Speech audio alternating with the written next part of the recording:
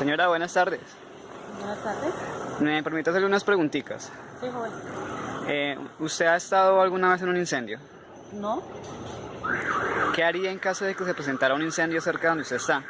llamar a los bomberos ¿Usted dónde trabaja? en el edificio con Candy. ¿Usted sabe cuáles son las recomendaciones que tiene que tener el edificio en caso de incendios? Primero que todo, vías de evacuación y tener extintores. Y llamar a los bomberos. ¿Y usted qué haría en caso de que se presentara el incendio allí? Llamar a los bomberos y tratar de evacuar rápido. No, bueno, muchísimas gracias.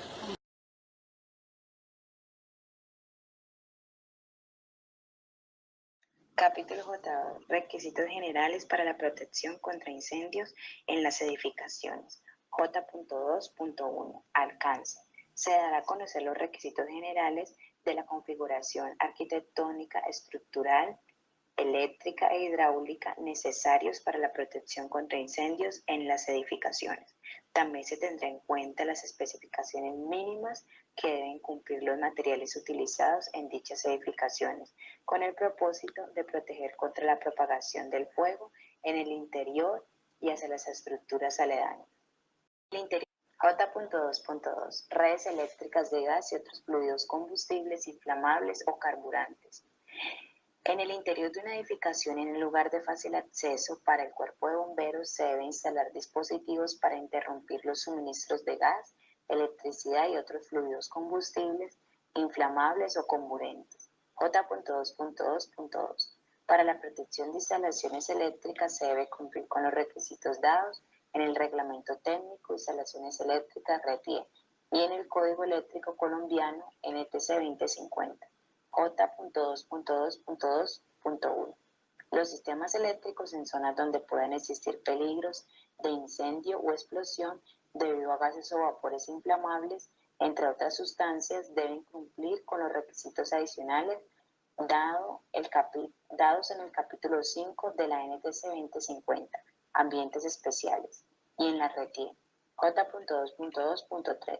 Las estaciones de servicio de gasolina y combustible deberán cumplir con las normas específicas de seguridad reglamentadas por el Decreto Nacional 4299 del 2005 y la reglamentación específica del Ministerio de Minas y Energía. Requisito de acceso a la edificación.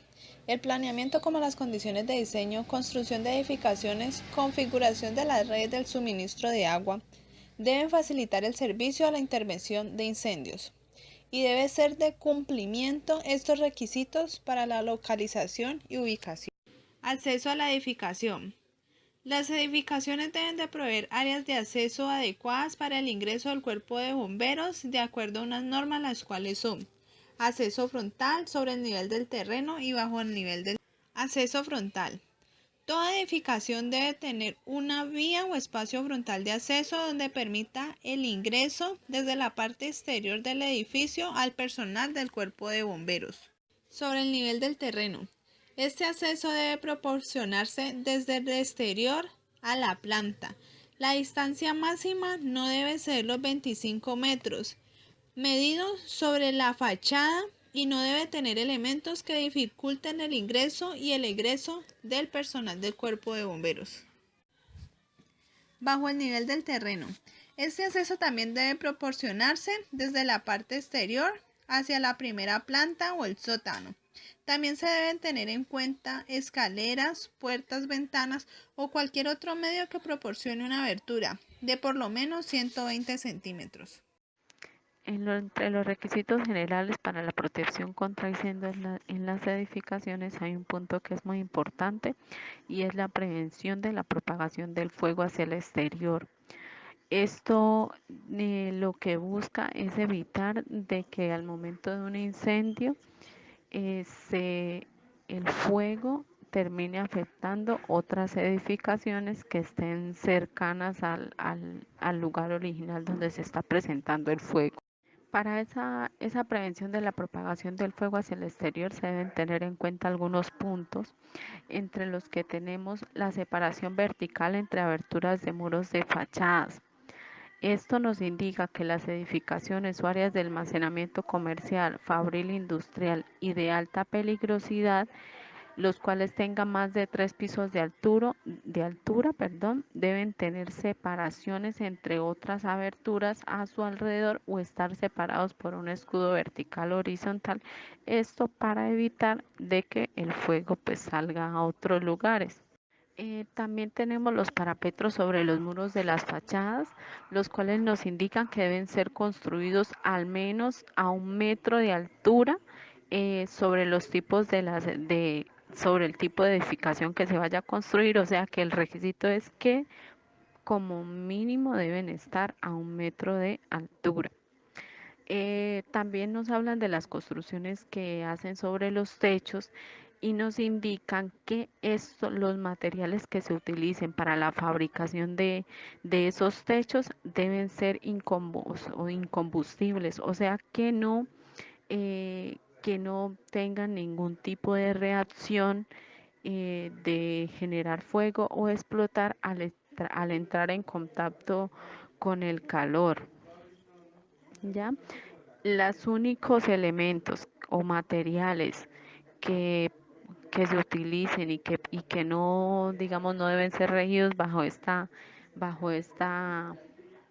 estatuto son aquellos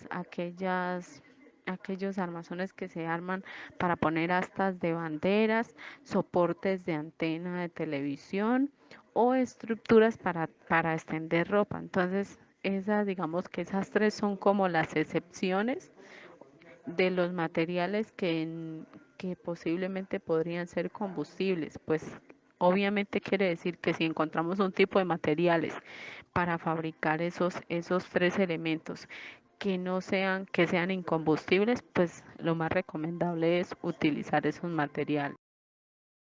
Otro punto que es muy importante para la prevención de la propagación del fuego hacia el exterior son los hidrantes. La NSPR nos dice que por cada área se debe tener instalado un hidrante, el cual debe estar permanentemente habilitado para suministrar agua y que el caudal debe ir acorde pues a una tabla. Esto quiere decir de que no podemos decir que un hidrante esté de lujo y que al momento de que se presente una emergencia no se puede utilizar el hidrante porque no tiene agua.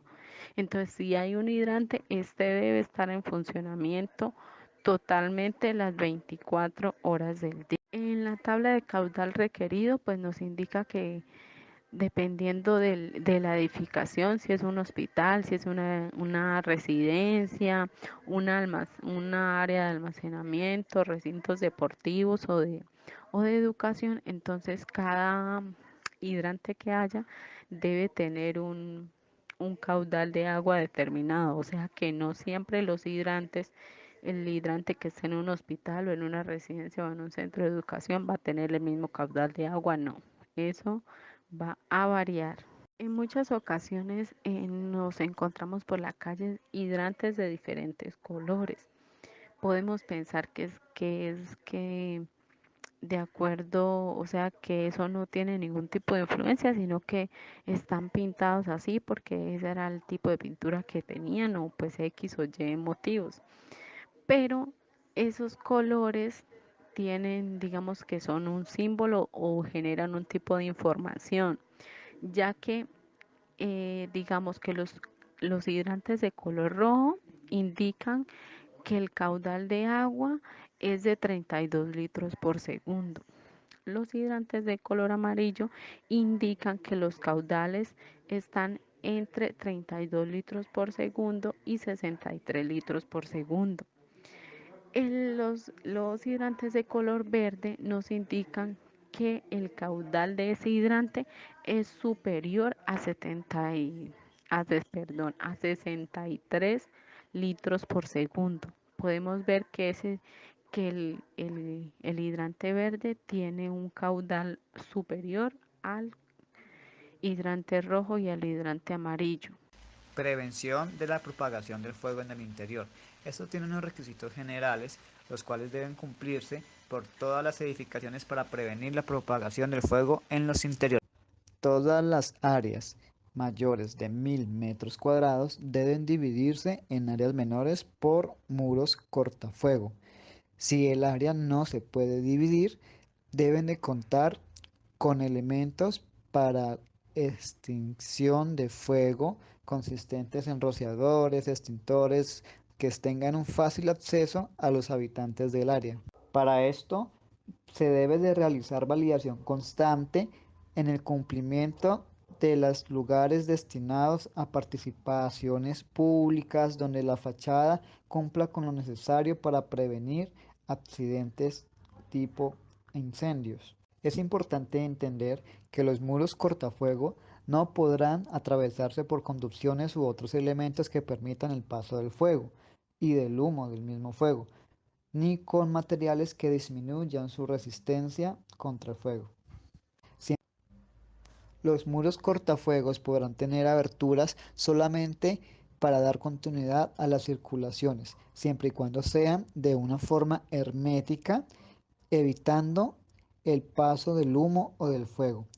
Esto asegura que la resistencia contra el fuego sea de 1 hora y con las características de apertura según lo establecido en la normativa.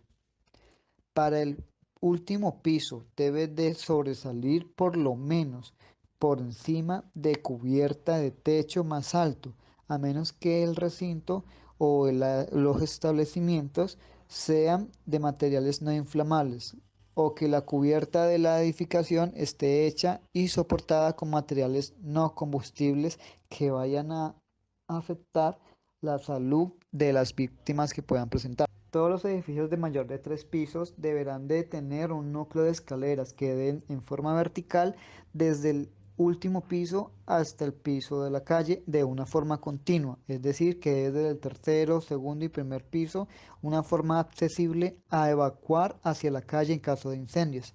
Las puertas de accesos o egresos principales y las que dan a la salida conforman el núcleo de evacuación o las escaleras en todos los pisos.